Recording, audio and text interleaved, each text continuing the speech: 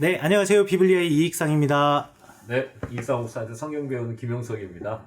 네, 그리고 여전히 여기 패스 커뮤니티 교회 지묘정 목사님과 아이들. 네, 청년들입니다.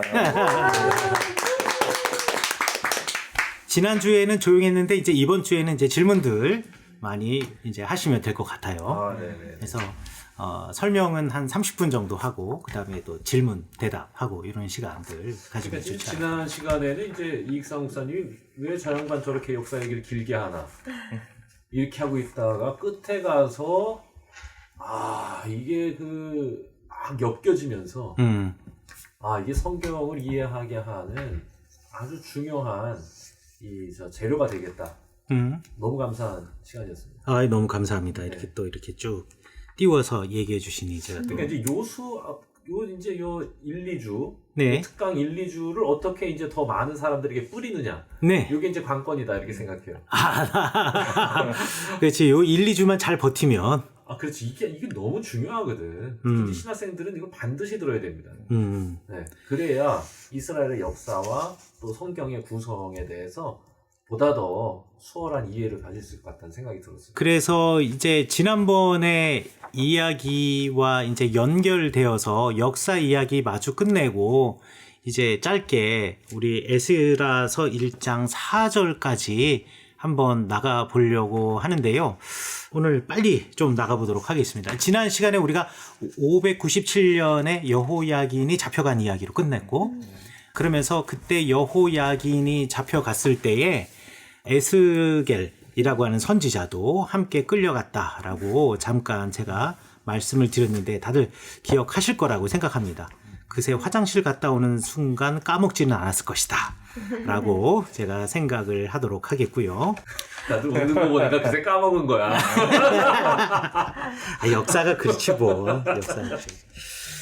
자, 그런데 여기서 이제 한 가지 이스라엘 공동체 안에 문제, 서로 간에 트러블이 생기기 시작해요. 이게 이제부터 이야기를 풀어나가는데 에스라서를 이해하고 또 그 이후에 느헤미야서 심지어는 신약 성경까지 이해하는데 중요한 단서가 되는 이스라엘 공동체 안에 갈등이 생깁니다. 자, 예를 들어서 얘가 아니죠. 진짜죠. 유다 땅에서 사람들이 살고 있었는데 유다 땅에 살고 있는 사람의 대부분의 사람들은 여전히 그 땅에 남아 있어요. 대략 학자들이 추정하기에 75%의 사람들은 그대로 남아 있어요. 그런데 25%의 사람들은 바벨론의 포로로 끌려갑니다. 제1차, 2차, 3차에 걸쳐서 포로로 끌려가요.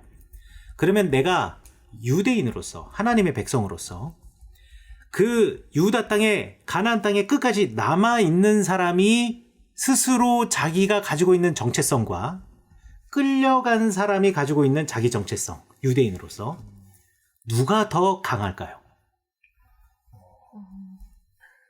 나는 유대인이야. 이거 누가 더 강할까요? 남아있는 사람, 끌려간 사람. 남아있는 사람. 사람에 따라 다른 거.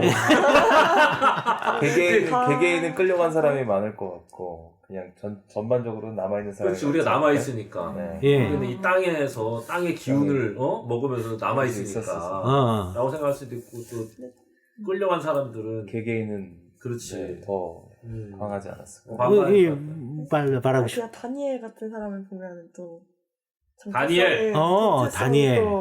그러니까 그런 이제 맞아요. 보면 김 목사님이 말씀하신 것처럼 진짜. 그렇죠. 몇몇 개인들은 훨씬 더 강한 정체성을 포로기에 가질 수 있을 것 같고 대부분의 사람들은 아마 남아있는 사람들이 더 자부심을 갖지 않겠나. 뭐 둘 다 맞는 말입니다. 둘 다 맞는 말인데 그러면 제가 또 이 질문을 한번 해볼게요. 그러면 누가 더 자부심을 가지고 있을 것 같아요? 유대인으로서의 자부심. 끌려갔지만 지킨 사람. 끌려갔지만 지킨 사람? 아니면 그 땅에 있는 사람, 예루살렘에. 몰라. 왜 자꾸 이렇게 힘들게 해 사람을. 끌려간 사람. 전 그 땅에 있는 사람. 자, 성경에 보면 네. 특히나 묵시문학이나 예언서에 이런 표현들 많이 나옵니다. 남은 자. 네. 그럼 이 남은 자는 유다 땅의 남은 자일까요? 아니면 끌려갔지만 신앙을 지키고 있는 사람일까요? 신앙적으로는 끌려갔지만 신앙을 지킨 사람인 것 같은데 네. 역사적으로 봤을 때는 그 땅에 남은 땅에 나온 사람 같잖아. 또. 오늘 말리고 싶지 않은 거야. 이상 목사한테 말리고 싶지 않아 지금. 두 개가 다 성경에 있어요. 그래서 헷갈린 거예요. 둘 다. 예레미야의 입장에서는 예레미야는 안 끌려간 사람이에요. 그러니까 예레미야의 입장에서 남은 자는 예루살렘의 남은 자예요. 그런데 에스겔은 끌려간 사람이잖아요. 에스겔의 입장에서 남은 자는 포로로 끌려갔으나 신앙을 지킨 자예요. 할렐루야. 그래서 성경이 헷갈리는 겁니다. 둘 다 중요한 사람들이에요. 그러면 둘 다 그럼 서로 다른 사람이냐? 아니요, 똑같은 유대인이고 똑같은 하나님의 신앙을 갖고 있는 사람이에요. 제가 이제부터는 유대인이라는 표현을 쓰는데 유대인이라는 말은 무슨 뜻이냐면 혈통으로 유대인, 아브라함의 자손이라는 의미가 아니라 유다 땅에 살았던 사람이라, 유다 땅에 살아서 유다의 사람이라는 정체성을 갖고 있는 사람을 이제 유대인이라고 이제 부르는 거예요. 자, 이 예루살렘에 여전히 남아있는 사람은 유다 땅에 살고 있으니 당연히 유대인이고요. 나는 유다 땅에 살고 있다가 바벨론으로 끌려갔지만 여호와 하나님의 신앙을 가지고 있기 때문에 내 마음은 예루살렘에 있기 때문에 나는 끝까지 유대인이에요. 근데 둘 다 스스로 자기들을 남은 사람이라고 생각을 해요. 그럼 둘 다 나름대로 자기의 신앙적인 프라이드를 가지고 있겠죠. 그렇죠? 이 둘이 만나면 어떻게 될까? 싸우죠. 서로 입장이 다른 거지. 서로 그렇지. 존중받고 그렇지. 싶고, 서로 입장이 이게 성경 안에서 갈등의 시작이에요. 성경 안에 갈등의 시작. 땅에 남아있던 사람 중에도 신앙을 지킨 자가 있고 타협한 사람이 있을 거고 또 포로로 끌려갔던 사람 중에도 타협한 자가 있고 지킨 사람이 있다고 하면 아마 서로를 공격할 때는 신앙을 지키지 않은 사람들과 일반화시켜서 공격했을 것 같아. 그죠? 이게 돌아온 약간 사람들이. 예전에 이렇게 신사 선배 한 사람들과 그렇지. 그런 교회를 느낌이죠. 지킨 사람과 또 그거를 순교한 사람들 서로의 그럴 수 있죠. 남아있는 자들 가운데 신앙을 갖고 있는 사람 얼마나 됐을까 하면 우리가 흔히들 남아있는 자들은 별로 신앙을 못 가지고 있었을 거라는 생각을 많이 해요. 예를 들면 북왕국 이스라엘이 아수르에 의해서 멸망당했어요. 아수르에서 멸망당했는데 아수르에서 멸망당한 이스라엘 사람들은 여호와 하나님의 신앙을 가지고 있었을까, 가지고 있지 못했을까? 대부분의 사람들이 생각하기에 있었겠죠. 안 가졌을 거라 생각해요. 왜냐하면 그러니까 이게 선입견이라니까. 아수르의 융화 정책 때문에 그렇죠. 사람들이 포로로 흩어져 가고 그리고 외부 사람들을 갖다가 북왕국 이스라엘 땅에 옮겨 놓았기 때문에 북왕국 사람들은 다 이방인이었을 거라고 생각을 해요. 뒤섞여 살면서 동화됐을 거라 이거지. 그런데 이거는요, 아수르 왕의 그 역사 기록, 연대기에 구체적으로 내가 북왕국 사람 몇 명 잡아갔다 숫자가 써 있어요. 27,290명이에요. 전체 인구의 2%밖에 안 돼요. 많이 잡아야 4%예요. 그 2%밖에 안 되는 인구면은 그야말로 고위층만 잡아간 거예요. 그러면 나머지 98%는 여전히 그 땅에 남아 있잖아요. 이 사람들이 신앙을 버릴 이유가 없는 거예요. 물론 동화되어서 다른 신앙을 섬길 수는 있겠지만, 그런데 성경에 보면 재미있는 기록이 있어요. 열왕기 상에 보면 무슨 이야기가 나오냐면 북왕국이 멸망하고 난 다음의 이야기예요. 열왕기하 17장에 보면 24절에 보면 아수르 왕이 바벨론 구다와 아와와 하맛과 스발와임 쭉 해서 옮겨다가, 그러니까 아수르 제국에 있는 사람들을 옮겨다가 이스라엘 자손을 대신하여 사마리아 여러 성읍에 두매 그들이 사마리아를 차지하고 그 여러 성읍에 거주하니라라고 돼 있으니까 사람들이 생각하기에 이 사람들을 옮겨서 이스라엘 대신하여서 여기 다 살게 했구나. 이스라엘 사람들 여기 남아있는 사람 없겠구나라고 사람들이 착각을 한다란 말이에요. 그런데 아수르 왕의 기록에 보면 구체적으로 27,290명이라고 인원수가 딱 찍혀져 있고 2%밖에 없다라는 거예요. 그러니까 그 아수르 사람이 들어온 게 2만 명이라 이거예요? 잡아간 사람이. 잡아간 사람? 자, 근데 27,000명, 대략 27,000이라 그래요. 27,000명의 사람을 잡아갔어요. 그러면 몇 명을 데려왔을까? 대략 27,000명 데려왔을 거예요. 왜냐면 삶의 터전이 요만큼인데 이만큼에서 요만큼을 데려가서 요만큼의 스페이스가 남았는데 이만큼을 데려오면은 이 사람 못 살거든. 그렇지. 기껏 데려오고. 그렇죠. 그러니까 내가 데려간 사람의 수만큼 비슷하게 그보다 조금 많거나 아니면 조금 적게 적거나. 아수르 제국에 있는 사람들이 들어왔을 거란 말이지. 그러면 아수르 제국의 사람에 의해서 우리 문화가 동화됐을 확률도 있지만 오히려 온 사람이 이스라엘의 여호와 하나님 신앙 문화에 동화됐을 확률도 대단히 높다. 우리 생각할 수 있겠죠. 자, 그래서 어떤 일이 있냐면 이런 말이 있습니다. 25절부터 보면요. 그들이 처음으로 거기 거주할 때, 그러니까 이주한 사람이 여호와를 경외하지 아니하므로, 그렇지, 아수르 제국에서 왔으니까 여호와께서 사자들을 그들 가운데 보내심에 몇 사람을 죽인지라. 여호와께서 사자들을 보냈다라는데 이 사자라는 말은 하나님의 천사가 아니라 하나님의 사람들이란 뜻이에요. 그러니까 하나님 여호와 하나님을 아는 신앙을 갖고 있는 사람과 지금 이주에서 온 사람과 서로 싸우면서 거기서 살인 사건 막 이런 무력 충돌이 생겼다라는 거예요. 26절 그러므로 어떤 사람이 아수르 왕에게 말하여 이르되 왕께서 사마리아 여러 성읍에 옮겨 거주하게 하신 민족들이 그 땅의 신의 법을 알지 못하므로, 그 땅의 신이 누구예요? 여호와 하나님. 여호와 하나님의 법을 알지 못하므로 그들의 신 여호와 하나님이 사자들을 그들 가운데 보내매 그들을 죽였사오니. 그러니까 그 땅에 있는 사람과 서로 종교적으로 충돌이 일어나가지고 지금 사람이 막 죽어나가고 있으니, 이 이유는 새로 들어온 사람, 강제 이주 당해서 이스라엘 땅에 온 사람이 여호와 하나님의 법도와 문화를 모르기 때문입니다. 하니까 문제가 있어요. 왜? 지난번에 잡아갈 때 고위층들이나 글자 아는 사람들이 2%를 다 데려갔거든요. 그러면 그때 제사장들도 다 끌려갔을 거 아니에요. 그러니까 먼저 살고 있었던 사람은 문화적으로 여호와 하나님의 문화를 알고 있으니까 그대로 살아갈 수 있지만 새로운 사람들에게 여호와 하나님의 문화를 제대로 교육해 줄 수 있는 교사가 없단 말이에요. 그래서 아수르 왕이 27절에 명령하여 이르되 너희는 그곳에서 살아온 제사장 한 사람을 그곳으로 데려가되 그가 그곳에 가서 거주하며 그 땅 신의 법을 무리에게 가르치게 하라. 그래서 아수르 왕이 야, 안 되겠다. 야, 제사장들은 돌려보내라. 돌려보내서 거기 이주한 사람들에게 그 땅의 문화를 좀 가르쳐줘라. 그래서 그들이 서로 다투지 않게 해라. 라고 아수르 왕이 제사장들을 돌려보내요. 그래서 이 제사장들이 돌아와서 여호와 하나님께 예배를 드렸다라는 거죠. 그러면 북왕국 땅 이스라엘에 남아있는 사람들은 여호와 하나님께 계속 제사를 드리고 그 신앙을 지키고 살았다라고 우리가 추측할 수 있겠죠. 남쪽 왕국 유다도 마찬가지예요. 다 잡혀갔다고 해서 글자 아는 사람 모든 사람을 다 데려간 거 아니에요. 예를 들자면 예레미야는 안 잡혀갔잖아요. 예레미야는 그 땅에 남아있잖아요. 나중에 예레미야가 어디서 죽었는지는 알지 못하지만 하지만 예레미야는 그 땅에 남아서 여전히 하나님의 말씀을 전했단 말이죠.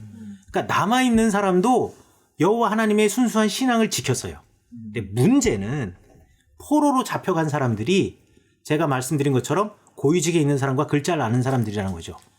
이 사람들은 자기만의 자존심이 있는 사람들이에요. 그리고 그동안 이 사람들이 이 문화를 이끌어갔던 사람들이고 문화를 만든 사람들이에요. 그러니까 포로로 잡혀간 사람들, 포로로 바벨론에 간 사람들의 입장에서는 율법을 우리가 더 잘 알지. 그리고 너희들의 문화 이거 우리가 만든 건데 우리가 문화를 선도하는 사람인데 그리고 우리가 여기서 끝까지 그 신앙을 지키고 있으니 그 사람들이 생각하기에는 자기의 신앙이 정통이라 생각하고 남아있는 사람들은 비록 예루살렘 성전은 멸망했지만 여전히 우리가 그곳에서 제사 드리고 있고 우리는 이 땅을 떠나지 않고 여호와 하나님께 계속 예배 드리고 있으니 우리가 정통이라고 생각하는 거예요.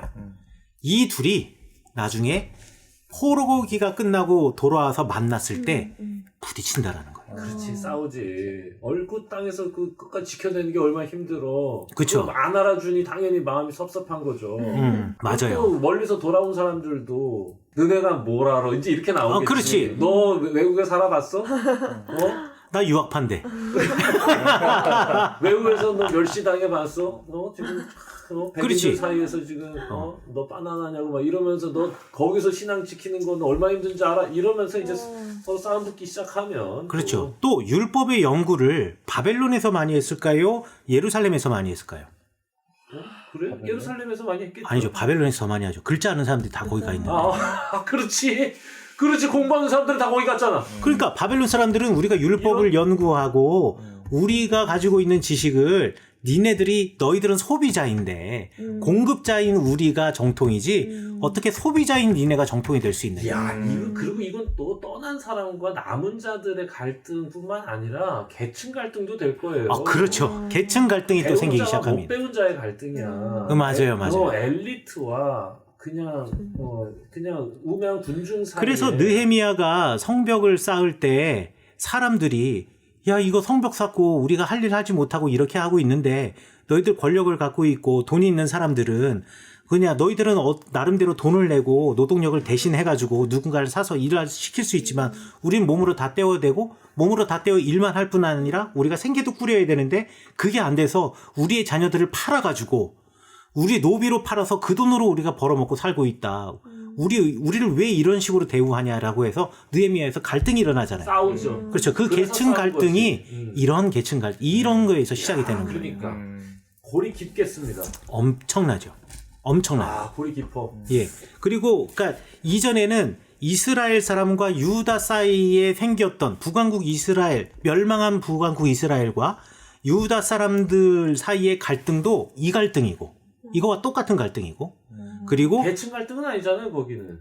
계층 갈등은 아니지만 북왕국 이스라엘 사람들도 여전히 제사장을 두고 여호와 하나님께 예배드렸는데 신앙을 지키고 있는데. 그렇지. 그러니까 이거는 남왕국에서 인정해 주질 않는 거지. 멸시하는 거야. 그렇지. 너네들은 하나님께 범죄한 게 있어서 이거 마치 새진류회가 지옥이라는 드라마에서 너네 나라 이런 거 보니까 너 죄가 있어 이렇게 가는 거지. 남유다 애들은 북이스라엘을 보면서 너희들은 분명히 하나님께 더 범죄했기 때문에 나라가 일찍 망한 거고 우리는 지금 버티고 있는 거 아니냐라고 하는 영적 우월감.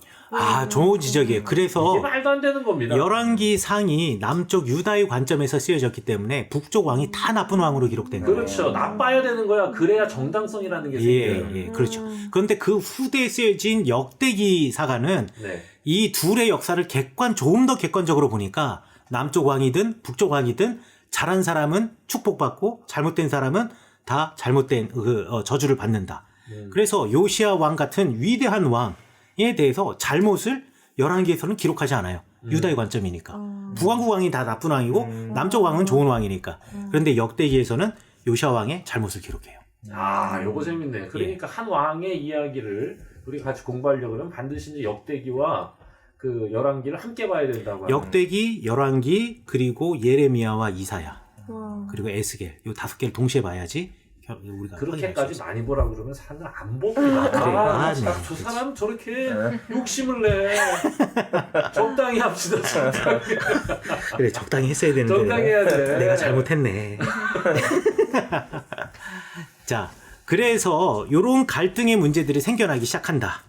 하지만 하나님께서는 결국 이러한 역사를 이용하여서 또 이들을 연합하게 하시고 또 이 역사를 연합하기 위해서 뭐 궁극적으로 우리 예수님을 이 땅에 보내주셨다. 그렇죠. 라는 데까지 우리 신약에 이제 넘어가게 되죠. 나중에 이제 우리 에스라서를 알아야지 여러분들 사마리아 사람들이 왜 그렇게 유대인들하고 사이가 나쁜가도 알 수가 있어요. 자, 우리 에스라서 한번 그러면 1장부터 한번 이제 저 드디어 들어가는 겁니까? 드디어 들어갑니다. 네. 들리는 말씀 울리는 마음 Welcome to the 비블리아 열리는 성서 알리는 방송 Radio 비블리아 Radio 비블리아 일단은 갈등이 시작되는 상황 아닙니까? 그렇죠. 그 엘리트였던 에스라, 끌려갔던 에스라가 이제 돌아와서 생긴 일, 네. 돌아오면서 생긴 일이니까 남아있던 자들과 이제 갈등 상황에 놓이게 되는 이야기. 네. 일단은 1장만 우리가 하고 갈등의 이야기는 어디서부터 본격적으로 시작이 되냐면요. 2장부터 본격적으로 시작이 됩니다. 네. 그래서 1장의 이야기만 오늘은 하고 갈등의 이야기는 다음 시간. 갈등 이야기하면 진짜 재밌습니다. 남들 싸우는 얘기가 제일 재밌잖아요. 그렇지. 싸움 구경하면서 우리 또 관전하는 거지. 예. 아, 저도 말 저렇게 하면 안 된다 그러면서 핑계하는 거야, 핑계. 맞아요. 자, 우리 뭐라 그러죠? 597년에 1차 포로가 되고 586년이 되면 완전히 유다 왕국이 망해요. 587년 내지는 586년. 그런데 이 바벨론 제국이 큰 제국으로서 그렇게 번영을 오랫동안 누리지 못했어요. 그러니까 바벨론 제국의 이제 하이라이트를 보통 605년이라고 삼는데 바벨론 제국이 멸망한 게 539년이거든요. 그러니까 대략 한 65년 정도 큰 제국을 유지했다가 페르시아에게 넘어가 버립니다. 또 이 페르시아에게 넘어간 또 이 일 자체도 되게 또 재밌어요. 막 전쟁으로 바벨론이 멸망한 게 아니에요. 바벨론이 이 정치를 잘못해가지고 나중에 고레스 군대가 왔을 때 바벨론 그 도시에서 성문을 열어줬어요. 네, 성문 열어주고 들어오라고, 네가 왕하라고. 모든 백성들이 고레스를 환영했습니다. 정말 놀라운 왕이에요. 고레스는 무혈 입성한 사람이에요. 왜 그랬지? 바벨론 왕이 워낙에 많이 해먹었어. 그래서 마지막 왕 이름 뭐예요? 마지막 왕 이름 제가 까먹었어요. 몰라도 상관없어요. 예, 몰라도 상관없어요. 성경에 안 나오면은 큰 의미가 없어요. 그래가지고 이게 페르시아가 꽤 괜찮은 나라였던 것 같아. 페르시아가 왜냐하면 정치를 되게 잘했던 게 뭐냐면 이 바벨론은 중앙 집권. 그러니까 뭔가가 있으면은 총독 파견하고 이러면서 거기를 바벨론화 시켜요. 그러려고 해요. 그런데 페르시아는 자치권을 줘요. 자치권을 줘가지고 예를 들어서 이제 바벨론 같은 경우에는 이렇게 포로로 잡아가가지고 우리나라에다가 볼모를 삼아두는 거잖아요. 야, 볼모 하니까도 잠깐 새길로 가면 여호야긴 왕이 볼모로 잡혀갔잖아요. 이 바벨론 사람들, 바벨론에 간 유다 사람들이 자기의 정체성을 또 강하게 갖게 된 이유 중에 하나가 뭐냐면 여호야긴 왕은 포로로 잡혀가가지고 죽지를 않고 거기서 잘 먹고 잘 살았어요.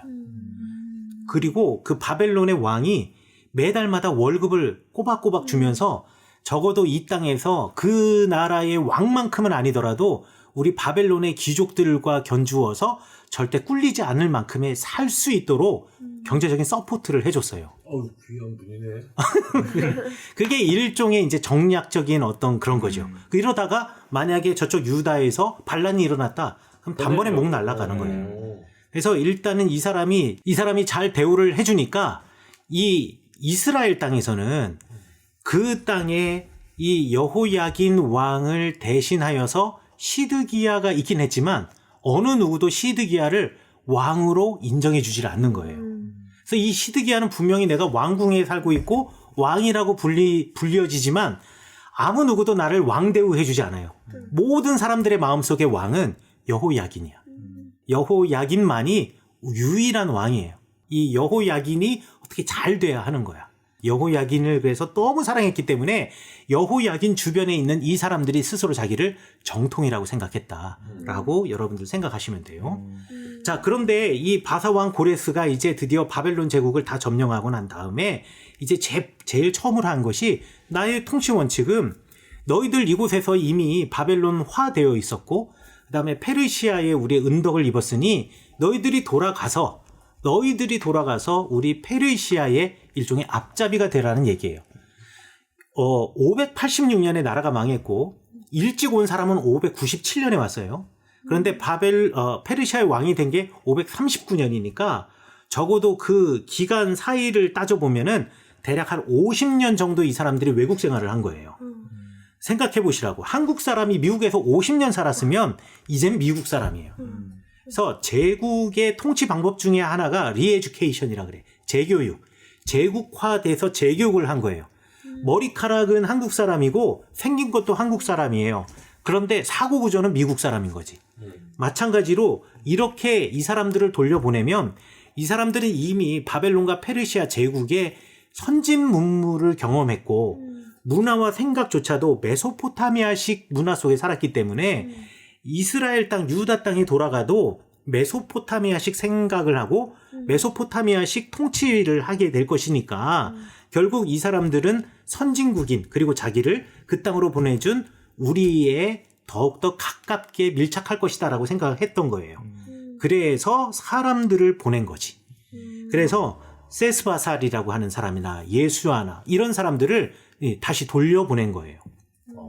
세스바살을 여기 보냈다라고 여기 보면 바사왕 고레스 원년에 여호와께서 예레미야의 입에 통하여서 말씀하신 것을 이루게 하시려고 바사왕 고레스의 마음을 감동시켜서 이제 이 에스라를 기록한 사람은 역사가 이렇게 돌아가지만 이 역사를 결국 하나님이 주관하시고 하나님이 모든 것을 선하게 합력하셔서 우리를 돌아오게 하셨다라고 지금 이 에스라 1장 1절은 이게 이 성경을 기록한 사람의 신앙 고백이에요. 1장 1절은 신앙 고백이에요. 그리고 바사왕은 그것을 잘 이용한 거예요. 바사왕 고레스는 사실 하늘의 하나님 여호와께서 나에게 너희들 예루살렘에 돌아가서 성전 건축하라고 나에게 말씀하셨다. 이게 바사왕 고레스가 여호와 하나님을 섬기는 여호와 하나님의 신자였다라는 것이 아니라 이게 통치의 일종으로서 이렇게 환심을 사서 성전 건축해주는 대신에 그 성전에서 우리 제국을 위해서 기도하고 또 우리 제국에게 조공도 잘 보내라 라는 것을 위해서 성전 건축을 허락해 준 거죠. 왜냐하면 반란군이 아예 일어나지 못하도록 선심 정치하는 거죠. 파퓰리즘이죠. 그렇죠. 그리고 성전을 제일 먼저 성벽이 아니라 성전을 제일 먼저 건축하라는 또 이유가 있어요. 고대 사회에서 성전은 은행이었어요. 모든 경제는 성전 중심으로 돌아갑니다. 그렇습니까? 네. 성벽은 쌓으면 전쟁의 빌미가 돼요. 그러나 성전은 쌓으면 돈을 긁어 모으는 거예요. 세금. 세금. 그리고 세금을 거두면 창고에다가 걷어들여야 되잖아요. 그런데 성전이 가장 큰 창고를 가지고 있고 그리고 성전은 거룩한 곳이기 때문에 아무나 갈 수가 없잖아요. 그러니까 안전이 보장이 된단 말이죠. 그래서 심지어는 일반인들 가운데에도 자기가 재력이 많으면은 성전의 창고를 렌탈해가지고 거기다가 자기의 돈을 맡겨놓는 사람들도 있었어요. 그래서 성전 주변은 그리고 성전은 고대 사회의 은행과 같은 곳이었어. 그래서 고레스도 지금 머리를 쓴 거예요. 가서 성전 건축해라. 나름 머리를 쓴 거죠. 근데 우리는 그것도 모르고 엄청 여기다 의미 부여 엄청 많이 해요. 고레스에다가. 그럼. 그렇지. 먼저 성전을 그건 이제 목사님들이 알아서 이제 설교 시간에 알아서 해결하시고.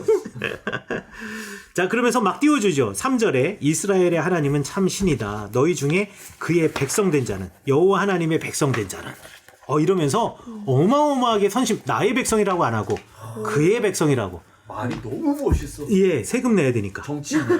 정치인이야. 굉장해. 그러니까 이게 성전을 짓게 한 게 굉장한 선심이라고 생각했는데 예. 생각해보면 그 뒤에 나온 이제 느헤미야한테 성벽을 짓도록 허락한 게 어마어마한 그렇죠. 선심을 베푼 일이다. 그렇죠. 야, 어쨌건 이제 성전을 지어준 게 오히려 저는 더 어떤 환대나 선심의 의미라고 생각했는데 그게 아니었다고 지금 얘기하니까 지금 그렇죠. 저의 동심을 깨뜨린 거야. 그래서 고레스 엄청 위대한 사람을 생각하고 있었는데 살짝 지금 등급이 낮아졌어요. 사실 정확하게 말해서 고레스가 위대한 게 아니라 하나님이 고레스를 위대한 역사에 사용하신 거죠. 아이고, 또 이렇게 매기시는구나. 그렇게. 저렇게 정색하고 사람이. 우리가 이런 관계인 거지. 나도 은혜스러운 걸로 하나. 좋았어요. 알았어요. 자, 그래서 가서 4절에 남아있죠. 그 남아있는 백성이 어느 곳에 살든지 이제 고레스의 본심이 나와요. 그 남아있는 백성이 어느 곳에 머물러 살든지 그곳 사람들이 마땅히 은과 금과 그 밖의 물건과 짐승으로 도와주고 그 외에도 예루살렘을 세울 하나님의 성전을 위하여 예물을 기쁘게 드릴지니라. 이것도 은혜롭게 생각했지 또. 이게 그런 꿍꿍이었다는 거를 이제 알겠네. 그렇죠. 성전을 짓기 위해서 너희들이 돈을 낼 거 아니야. 세금 낼 거 아니야. 그것도 기쁘게 드리라고. 기쁘게 내라고. 기쁘게 그러면 세금을 그게 내라, 다 누구 거가 되겠어요? 고레스코가 그렇지. 되는 거지. 퍼센트 나누겠죠. 그렇죠. 네, 예. 7대3 하겠지 뭐. 어느 쪽이 7이겠습니까? 모르겠네. 그래도 당장 지어야 되는 건물이 있으니까 성전이 7 아닐까? 그래서 처음에 이거 다 지금 해줬으니까 지금 융잔에서 해준 거거든요 이게. 그렇지. 네. 지금 이제 국가채를 낸 거기 때문에 7이 아마 바빌론으로 들어갔을 것 같다. 아니 바사로 들어갔을 것 같다. 네. 뭐 일단 성경에 안 나와 있는 거니까 알아서 그냥 상상하는 것으로. 네. 그래서 5절에 보면 이에 유다와 베냐민 족장들과 제사장들과 레위 사람들과 그 마음이 하나님께 감동을 받고 올라가서 예루살렘에서 여호와 성전을 건축하고자 하는 자가 다 일어나니 그 사면에 사람들이 은그릇 금과 물품과 짐승과 보물로 돕고 그 외에도 기쁘게 예물을 드렸다라고 이야기를 하죠. 지금 이제 계획대로 가고 있는 거예요. 고레스의 계획대로. 아니 이거 되게 은혜롭게 읽었던 구절을 자꾸 이렇게 삐딱하게 읽게 만들어주시면 됩니까? 안 됩니까? 네, 안 되죠. 안 되지. 그렇지. 자, 계속 읽어보죠. 자, 그런데 중요한 거는 뭐냐면 여기서 유다와 베냐민 사람들이 갔다라는 거. 이스라엘 사람들은 갈 필요가 없어요. 내지는 이스라엘 사람들은 왜 안 갔을까? 이런 생각을 안 하셨나요? 그렇죠. 이스라엘 사람들도 아니 그 바빌론의 제국에 아수르의 제국에 아수르가 멸망하고 아수르 제국이 곧 바벨론 제국이 됐고 바벨론 제국이 멸망하고 곧 그 사람들이 페르시아 제국이 되었는데 그럼 페르시아 제국에는 유다 사람들도 있고 이스라엘 사람들도 있었을 텐데 그런데 이스라엘 사람들은 돌아온 사람이 없겠냐라는 거예요. 그렇죠? 있어요. 있지만 요 에스라서를 기록한 사람은 남쪽의 입장에서 기록을 했기 때문에 요 주요한 인물들을 유다와 베냐민 족장들만 이야기하고 있다. 그리고 레위인들, 제사장들을 이야기해요. 왜냐하면 이 베냐민은요. 유다 왕국이 흥했을 때는 유다 왕국에 붙어있던 땅이고 그리고 저쪽 북왕국 이스라엘이 강했을 때는 북왕국 땅에 끼어 있었던 사람들이에요. 그러니까 힘이 없었으니까. 힘이 없는 땅이었기 때문에.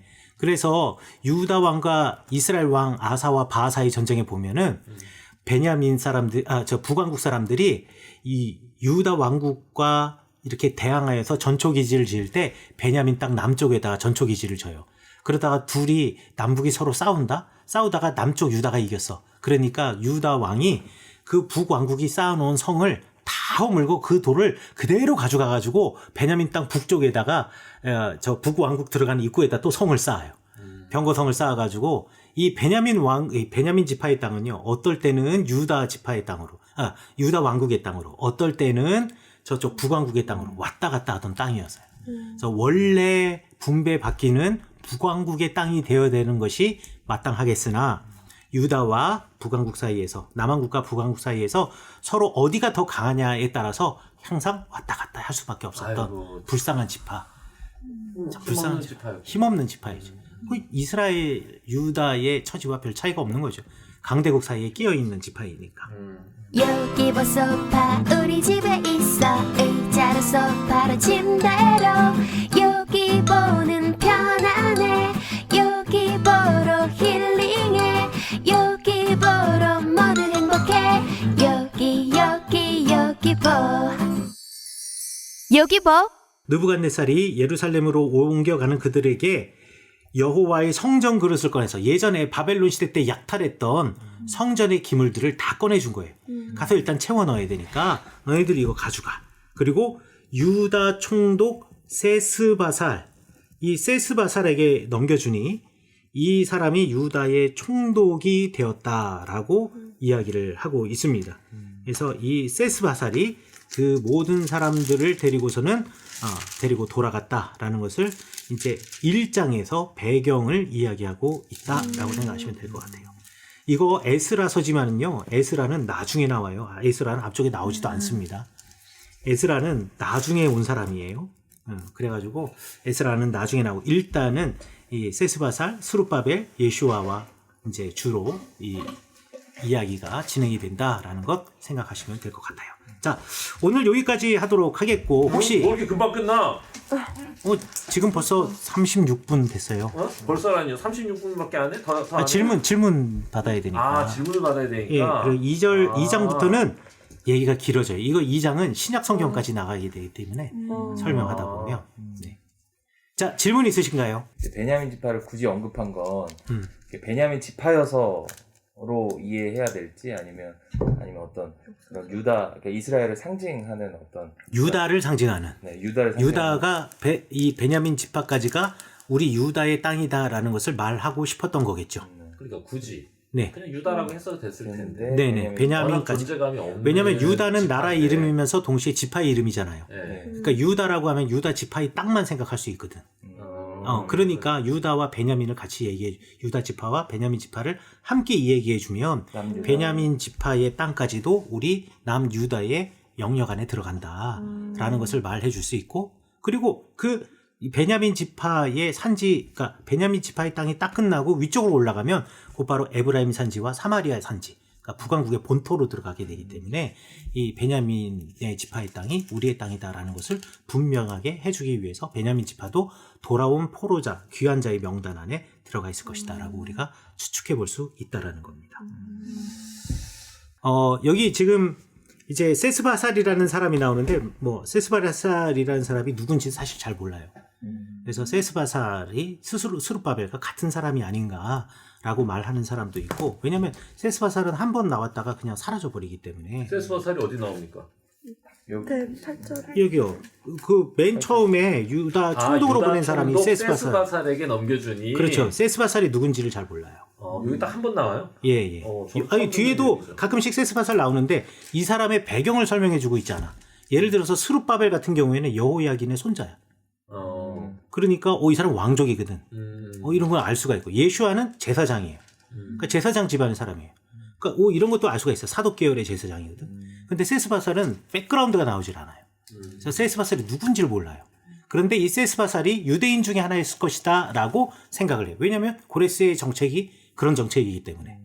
그래서 세스바살도 분명히 유대인 중에 하나였을 것인데, 그래서 학자들 가운데는 이 세스바살과 스룹바벨을 동일 인물로 보는 사람들도 있고, 어떤 사람은 아니다, 우리가 알지 못할 뿐이지 세스바살이라는 또 다른 사람이 있었을 것이다 라고 말하는 사람들도 있어요. 나는 후자를 지지해요. 그리고 세스바살과 스룹바벨 사이에 뭐 갈등도 있었을 것이다라고 또 상상의 날개를 펴는 사람들도 있어요. 그러니까 너무 많은 상상을 자꾸 하게 해요, 우리 성경은. 왜냐면 성경은 너무 간략하게 맞아요. 그냥 인포메이션만 딱딱 주고 있기 때문에 인포메이션과 인포메이션 사이의 갭을 우리가 채워내야 되는데, 인포메이션도 정확한 인포메이션이 아니고. 저는 성경이 정확하다고 믿습니다. 야, 이런 식으로 사람을. 저는 하나님의 말씀에 의심이 없습니다. 아니, 이제 팩트에 대한 기록이라기보다는 뭐 우리 저 학교에서 배울 때 이제 선생님의 표현을 빌자면 판가름을 기록했을 뿐이죠. 그러니까 어떤 한 사건, 어떤 한 인간에 대한 이 어떤 하나님의 시각에서의 판가름. 그러니까 그 해석. 사람은 옳았다, 선했다, 악했다, 그릇됐다라고 하는 그 판가름에 대한 해석과 판단에 대한 기록이 적혀 있지. 그러니까 훨씬 더 상상의 나래가 더 많이 펼쳐지는 것 같아. 네. 그래서 이 지난 시간이라든지 오늘 이제 앞에 역사 이런 이야기 해주시는 게 그 빈자리들을 다 메꿔주는 것 같아서 고마웠다고 하는 게. 네. 왜냐면 그 판가름만 나와 있어요. 그러니까 여호야긴 이래놓고 그 사람에 대한 하나님의 시각에서의 판가름, 그 인생에 대한 해석이 기록되어 있으니 뭐 그렇죠. 그게 알아야. 또 목사님들이 성경을 읽는 방식과 공부하는 사람이 읽는 성경 방식의 차이가 그거예요. 목사님들이 읽는 성경 방식은 판가름에서 나오는 메시지를 찾는 거고, 우리는 어떤 일이 있었다까지만 믿고 판가름은 일단 빼버려요. 어떤 일이 있었다라는 것만 일단 이런 일이 있었을 수도 있다, 이런 일이 있었다.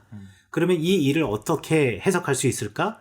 성경 안에서 해석할 수 있는 또 다른 본문을 찾거나, 내지는 그 바깥에 있는, 성경 바깥에 있는 문헌을 찾거나, 이러면서 그거를 메워나가면서 성경을 기록한 사람은 그래서 이 사건을 이렇게 판단했구나.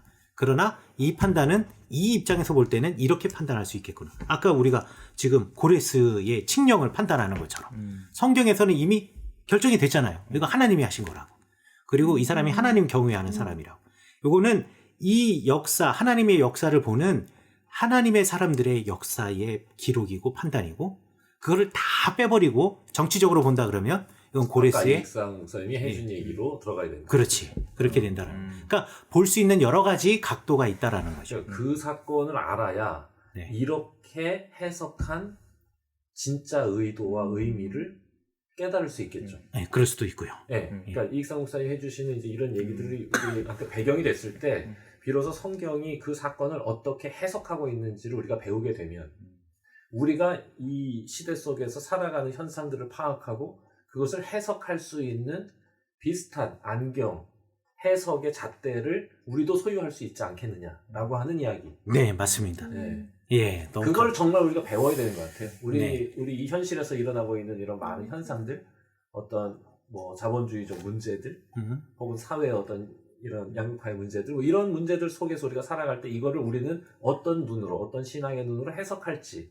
그렇죠. 네, 이게 제일 중요한 거니까요. 신앙에 있어서는. 그러니까 해석된 것만을 내가 정보로 받아들이느냐, 아니면 어떤 일이 벌어졌을 때 해석은 빼버리고 그 정보만을 보고 그 정보 안에서 내가 이렇게 또 다른 해석을 하거나 내지는 주변의 판단에서 이런 식으로 생각할 수 있다는 것을 나 스스로 생각해낼 수 있느냐. 이 두 개의 능력은 엄청난 큰 차이가 있는 것 같아요. 맞아요. 지금 이제 이런 이 과정이 없이 그냥 종교적으로 훌륭한 것을 선하다라고 계속 강조해서 설교하거나 그거를 메시지로 계속 우리가 받아들이다 보면 실은 우리 실생활에 적용할 게 거의 없어요. 종교적으로 훌륭해야 그게 선하고 되면 실은 우리가 살아가는 일상의 95%는 일상적입니다. 종교적이지 않고. 그러니까 일상적으로 살아가는 우리의 삶을 어떻게 신앙적으로 해석해낼 수 있고 거기에 의미를 부여할 수 있느냐, 이 능력을 소유하는 게 앞으로의 우리의 인생을 신앙적으로 살아가게 하는 제일 중요한 자산이 될 거라고 저는 생각합니다. 이거 없이 무조건 종교적인 어떤 열심이나 종교적인 어떤 이 성과, 이거를 선이라고 얘기하다 보면은 삶과 신앙이 완전 괴리돼가지고 나타날 수 있어요. 절대 적용 못합니다. 그렇게 되면. 그러니까 고레스의 이 역사적 상황, 이게 파악이 돼야 그때 고레스가 자신의 이익을 도모하기 위해서 이런 선택을 하긴 했지만 실은 그 마음까지도 움직이시고 그 모든 상황을 다스리시는 하나님이 이스라엘을 다시 이 땅에 돌려보내시고 거기에서 신앙의 새로운 이야기를 쓰게 하신 것, 이건 하나님의 은혜였다 라고 해석하게 되는 거잖아요, 우리가. 그렇죠. 맞습니다. 다 바로 그겁니다. 네. 그러니까 이제 그 눈을 소유하는 게 저는 되게 중요한 것 같아요. 네. 네. 또 질문 있으실까요? 네. 아유, 다들 이제 힘들어 하시는 것 같아요. 2시간치 방송을 그냥 한 번에 그냥 끝내버려서. 이게 우리는 하든 거래가지고. 그렇지. 그래서 우리 깜짝 놀라셨을 거야. 어떻게, 이게 너무 빡신 거 아닌가, 예. 이렇게. 다음 시간에는 1시간만 하도록 하겠습니다.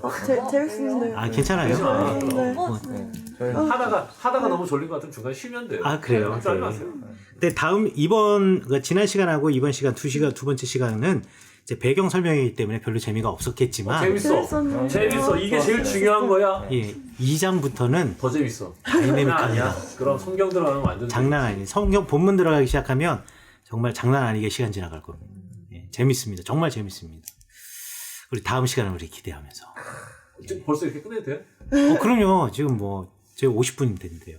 벌써 50분 됐어? 네네. 오늘 본문과 별개로 네. 궁금한 게 좋아요. 네네네. 좋아요. 저희 교회 우리 분량을 채워주는구만.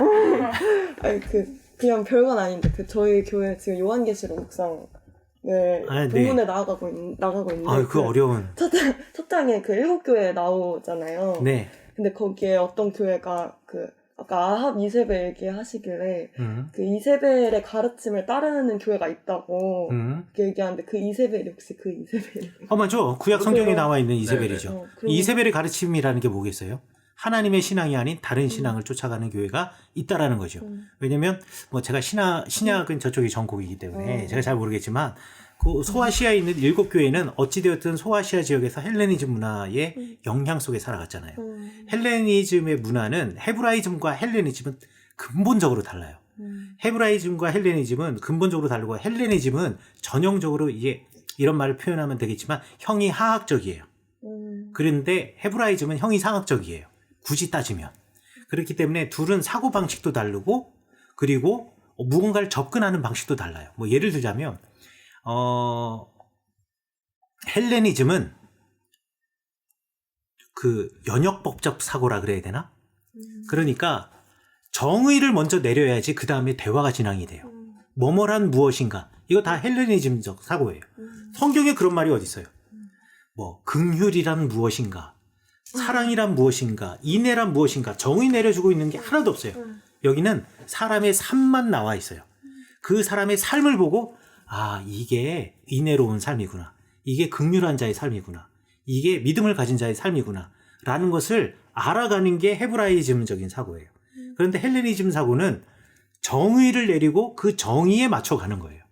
그게 헤브라이즘과 이 헬레니즘의 아주 큰 대표적인 차이들, 사고방식의 차이이고, 그리고 헬레니즘은 어찌되었든 그들만의 문화와 신이 있잖아요. 그러니까 사람들이 여호와 하나님을 믿고 또 예수 그리스도의 복음을 따르고 그 공동체로 살아간다 하지만 그 문화 속에서 헬레니즘 문화 속에서 그들의 문화를 쫓아갈 수밖에 없었던 그들, 아니 그리고 오히려 그들의 문화가 주가 되고 우리 예수 그리스도의 복음이 밥의 밑반찬처럼 되는 그런 교회가 있다고 한다면 우리가 평가할 때 이세벨을 따르는 교회라고 말할 수가 있겠죠. 이스라엘이라고 하는 여호와 하나님을 섬기는 곳에 바알과 아세라의 신앙을 가지고 와서 그 신앙을 가지고 그들의 가지고 있는 여호와 하나님의 신앙을 혼탁하게 하고 혼동스럽게 하는 거. 그렇다고 한다고 하면 저는 구약 성경에서 말하는 그 이세벨의 신앙, 그게 바로 그런 게 아닌가라고 저는 생각을 해요. 그러면 표현이 이세벨이지 그럼 그 바알과 아세라의 바알과 아세라 신앙은 더 이상 그 당시에는 있지 않았어요.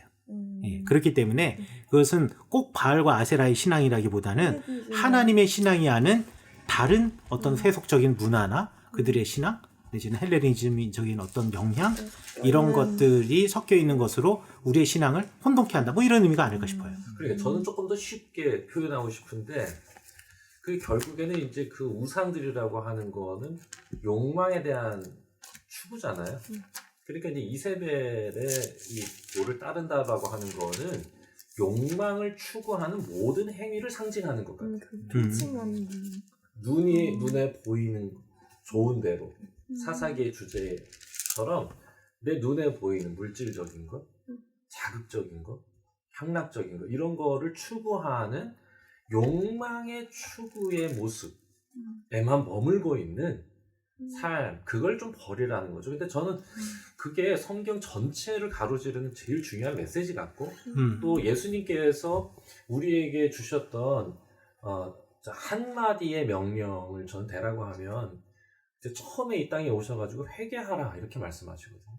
이제 회개하라고 하는 이 표현이 예수님께서 이 땅에 오셔서 우리에게 요구하시는 단 하나의 요청인지도 몰라요. 근데 저는 그걸 많은 사람들이 회개하다 이렇게 하면 과거에 대한 반성, 뉘우침으로만 생각하는데 회개하다는 그 단어 자체는 메타 노에오라고 하는 단어입니다. 근데 요건 이제 이 단어가 합쳐져서 만든 합성어인데 메타라고 하는 거 이거 여러분 잘 아시죠? 메타버스.